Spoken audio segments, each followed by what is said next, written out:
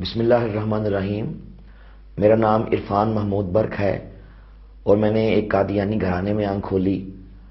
ہمارے خاندان میں حد نگاہ تک سب کے سب قادیانی تھے۔ میرے دادا نے سب سے پہلے قادیان کے اندر مرزا قادیانی کے ہاتھ پہ اپنے بچپن کے زمانے میں بیعت کی اور نعوذ باللہ اسے اللہ کا نبی اور اللہ کا رسول مان لیا۔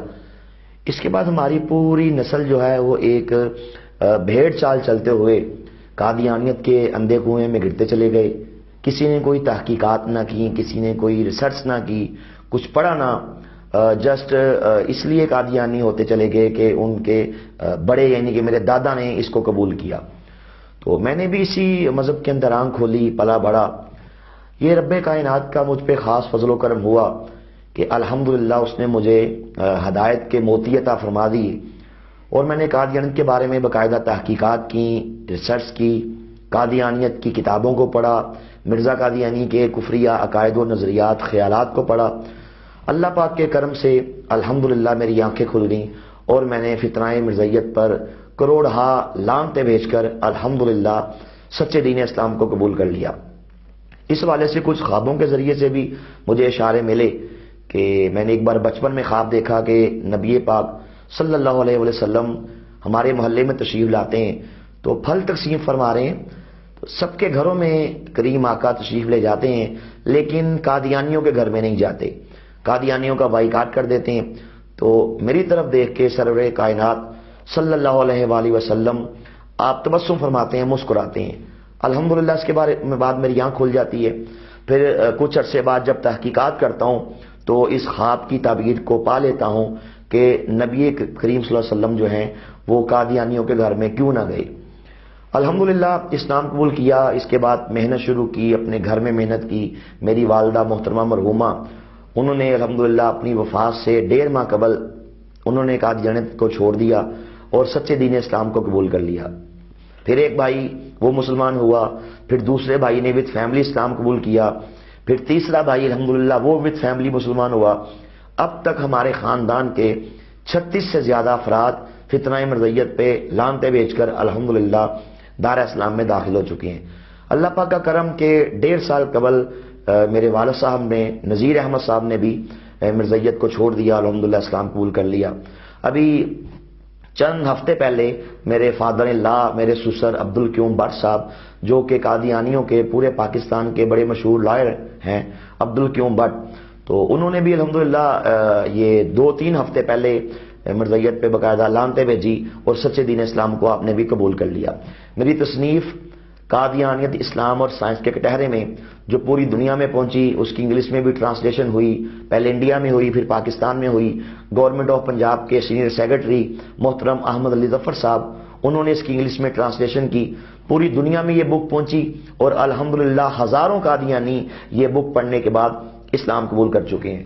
میں یہاں امت مسلمہ کے نام ایک بڑا ہی اہم پیغام دینا چاہتا ہوں اور میرا پیغام یہ ہے کہ قادیانیوں کو یہ بات سکھائی جاتی ہے کہ آپ مسلمانوں کے ساتھ ظاہری اخلاق سے پیش آئیں لیکن دلوں میں ان کے بارے میں کوڑ رکھیں، نفرت رکھیں، غم و غصہ رکھیں اور جہاں کہیں ہو سکے آپ انہیں ڈنگ مارنے سے باز نہ آئیں۔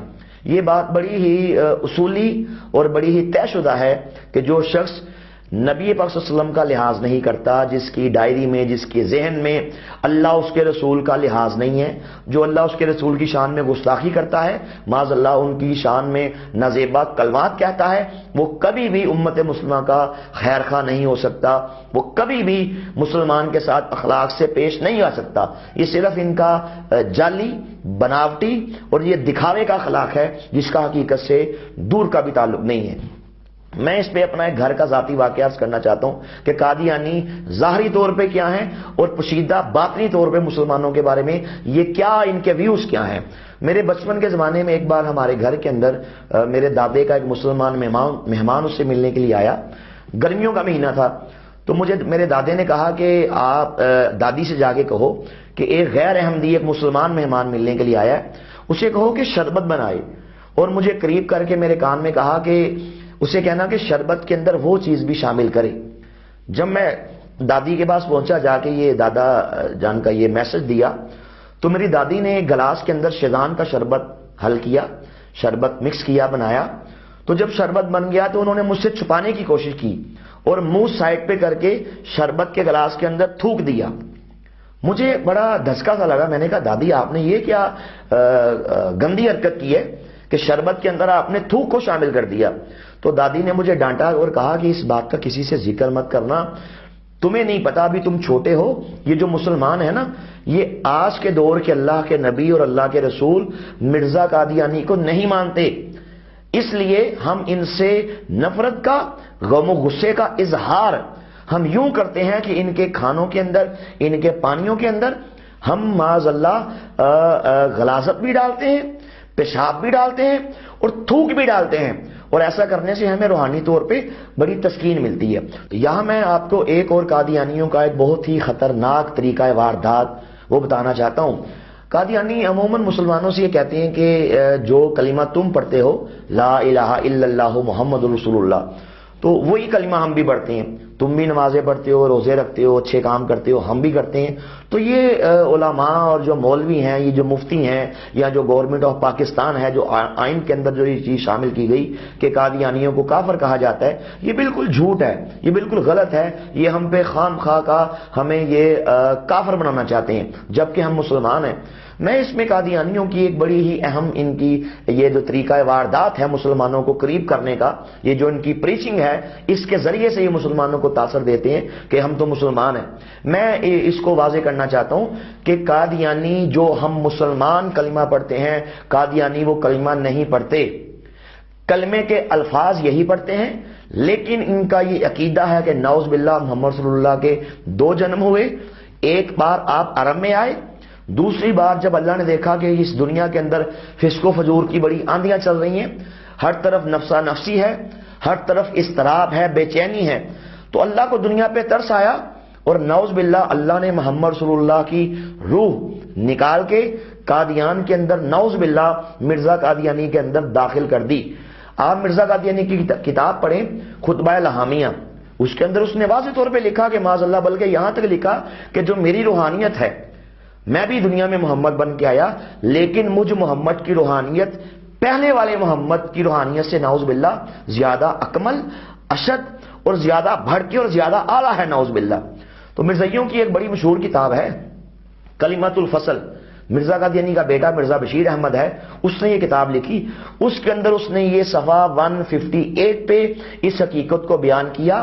اس نے کہا کہ اللہ تعالیٰ کا وعدہ تھا کہ وہ ایک دفعہ اور خاتم النبیین کو دنیا میں نعوذ باللہ استغفر اللہ مبعوث کرے گا. کہتا ہے کہ پس مسیح موعود یعنی کہ مرزا قادیانی خود محمد رسول اللہ ہے, جو نعوذ باللہ اشاعت اسلام کے لیے دوبارہ دنیا میں آ گئے. اس لیے کلمہ کے اندر محمد رسول اللہ سے مراد نعوذ باللہ مرزا قادیانی کو لیا کرو.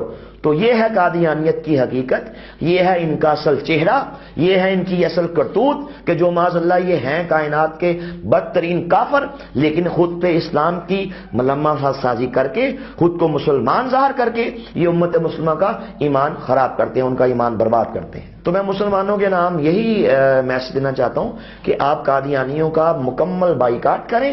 ان سے لین دین اسلام کے اندر 100% حرام ہے.